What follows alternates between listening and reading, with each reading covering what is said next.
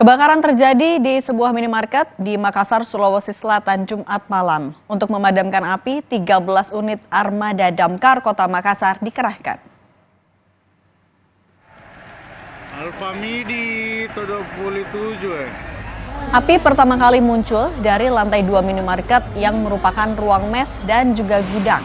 Api kemudian membesar hingga menjalar ke lantai 3.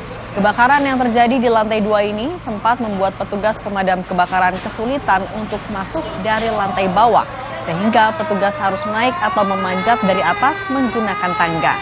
Untuk mempermudah proses pemadaman, petugas harus menjebol dinding yang terbuat dari seng untuk mengeluarkan kepulan asap karena tidak ada ventilasi pada lokasi sumber kebakaran.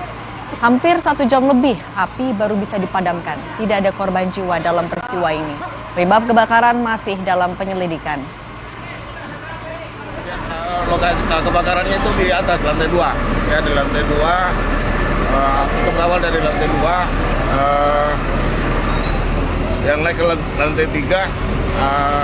Jadi kita kesulitan untuk tembus masuk karena kita tidak bisa masuk dari bawah dulu, jadi kita naiknya dari atas. Alhamdulillah tidak ada korban.